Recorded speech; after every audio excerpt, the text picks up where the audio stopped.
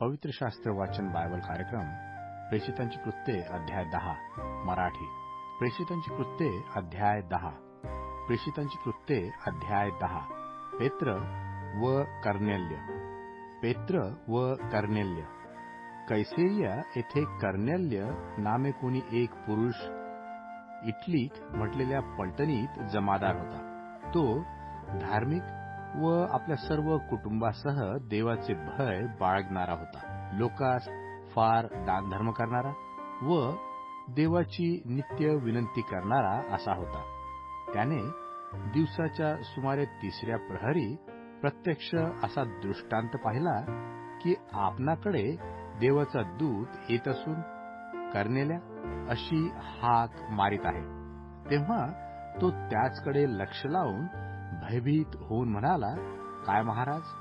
त्याने त्यास म्हटले, तुझ्या प्रार्थना व तुझे दानधर्म ही देवासमोर स्मरणार्थ आली आहेत। तर आता यापोस माणसे पाठव आणि शिमोन पेत्र नावाच्या एका पुरुषाला बोलावून आण।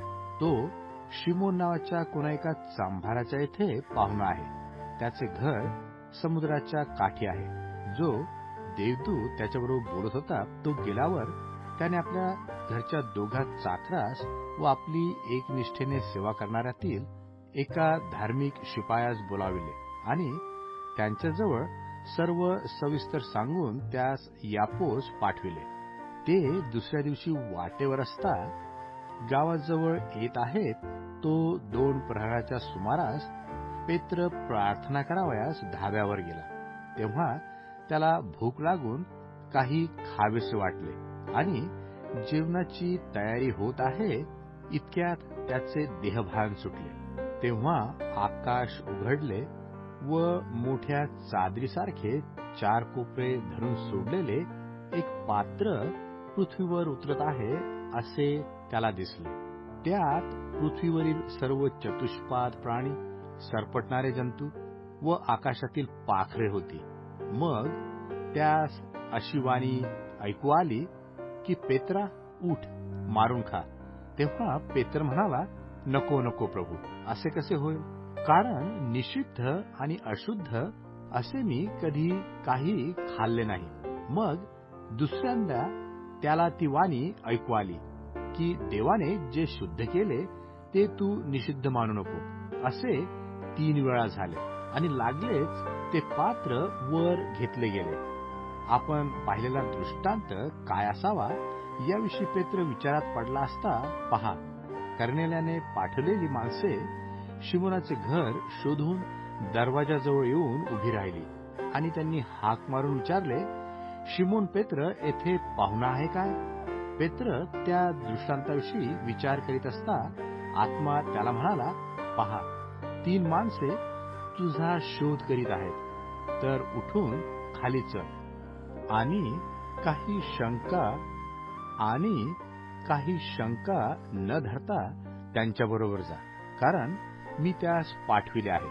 पेत्र त्या मनुष्यांकडे खाली येऊन म्हणाला, पहा, ज्याचा तुम्ही शोध करता तो मी आहे। कोणत्या कारणास्तव तुमचे येथे येणे झाले? ते म्हणाले, कर्नेल्य जमादार हा धार्मिक मनुष्य असून देवाचे भय बाळगणारा आहे आणि सर्व यहुदी लोक त्याच्याविषयी चांगली साक्ष देतात।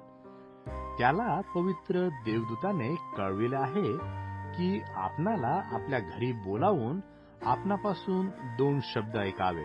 मग त्याने त्यास आत बोलावून त्यांचा पाहुणचार केला। दुसऱ्या दिवशी पेत्र त्यांच्याबरोबर निघाला आणि यापोतील बंधुवर्गापैकी कित्येक जण त्याच्याबरोबर गेले। दुसऱ्या दिवशी ते कैसरियाला पोहोचले। तो कर्नेल्य आपल्या नातलगासह व इष्ट मित्रासह जमवून त्यांची वाट पाहत होता। पेत्र आत जात असता कर्नेल्याने त्याची भेट घेतली आणि त्याच्या पाया पडून अभिनंदन केले। पण पेत्र त्याला उठवून म्हणाला, उभे राहा, मीही मनुष्यच आहे। मग तो त्यांच्याबरोबर बोलत बोलत आत गेला। तेव्हा त्याने पुष्कळ लोकांना एकत्र जमलेले पाहिले। त्याने त्यास म्हटले, यहुदी मनुष्यांचे अन्य जातीच्या मनुष्याबरोबर संबंध ठेवणे किंवा त्यांच्याजवळ जाणे त्याला अशास्त्र आहे। हे तुम्हास ठाऊक आहे.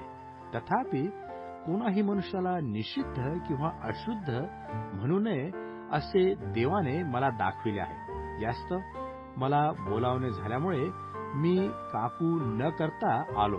तर मी विचारतो, तुम्ही मला कशासाठी बोलावले? तेव्हा कर्नेल्य म्हणाला, आज 4 दिवस झाले मी आपल्या घरी 3ऱ्या प्रहरी प्रार्थना करीत होतो.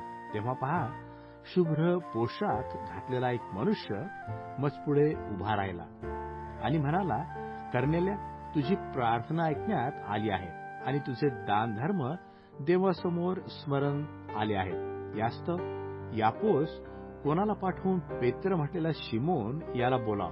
तो समुद्राच्या काठी शिमोन चांभाराच्या घरी पाहुणा आहे.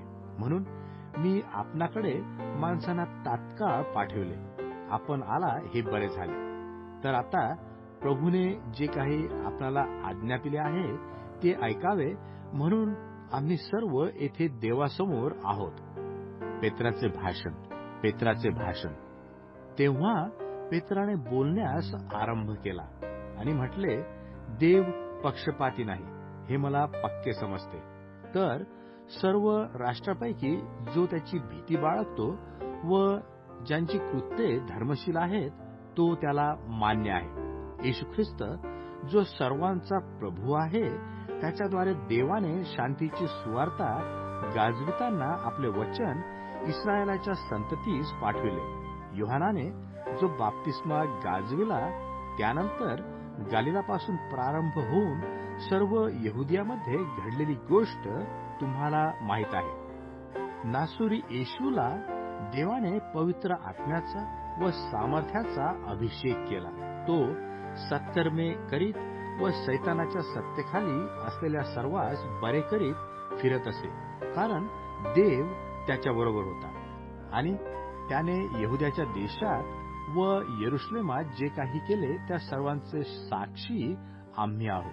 त्यांनी त्याला खांबावर टांगून मारले. त्याला देवाने 3ऱ्या दिवशी उठविले व त्याने प्रगट व्हावे असे केले.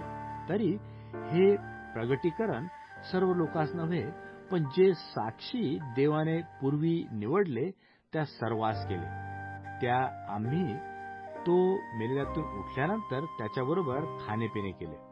त्याने आम्हास आज्ञा केली की लोकांस उपदेश करा व साक्ष द्या की देवाने नेमलेला जिवंतांचा व मेलेल्यांचा असा न्यायाधीश हाच आहे.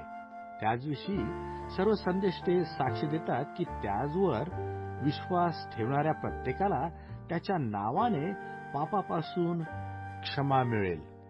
विदेशी लोकांवर पवित्र आत्मा उतरतो व त्यांचा बाप्तिस्मा. विदेशी लोकांवर पवित्र आत्मा उतरतो व त्यांचा बाप्तिस्मा. पेत्र हे बोलत असता वचन ऐकणाऱ्या सर्वांवर पवित्र आत्मा आला. मग विदेशी लोकांस पवित्र आत्म्याचे दान भरपूर मिळाले आहे असे पाहून पेत्राबरोबर आलेल्या विश्वास ठेवणाऱ्या व सर्व सुनता झालेल्या लोकांना आश्चर्य वाटले, कारण त्यांनी त्यांना अनेक भाषा बोलताना व देवाचे स्तवन करताना ऐकले. तेव्हा पेत्राने म्हटले, ज्यांना आमच्यासारखा पवित्र आत्मा मिळाला आहे त्यांचा बाप्तिस्मा करण्याकरता कोणाचे पाणी मना करवेल काय? मग येशू ख्रिस्ताच्या नावात त्यांचा बाप्तिस्मा व्हावा अशी त्याने आज्ञा केली. तेव्हा काही दिवस राहावे म्हणून त्यांनी त्याला विनंती केली.